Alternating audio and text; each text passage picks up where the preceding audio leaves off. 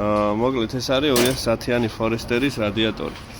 აქ ამას აქ კარობკის ზეთის გაგრილება. ესენი ზიანდება ხოლმე.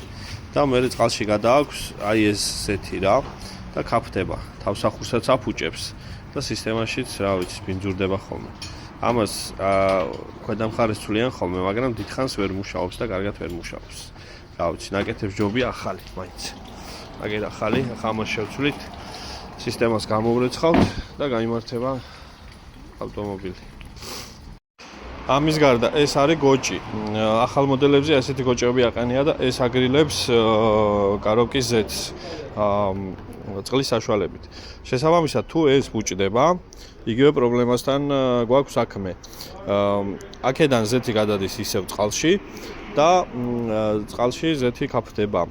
ანუ თეთრი ქაფი თუ აქვს თავსახურზე რადიატორს და თუ თქვენ ავტომობილს აქვს ასეთი გოჭი, ესე იგი ეს გოჭია გაფუჭებული. თუ ეს გოჭი არ აქვს და რადიატორზე აქვს გაგრილება, ამ შემთხვევაში რადიატორის გაგრილებაა გაფუჭებული. ორივე შემთხვევაში, რა თქმა უნდა, ახლით უნდა შეიცვალოს.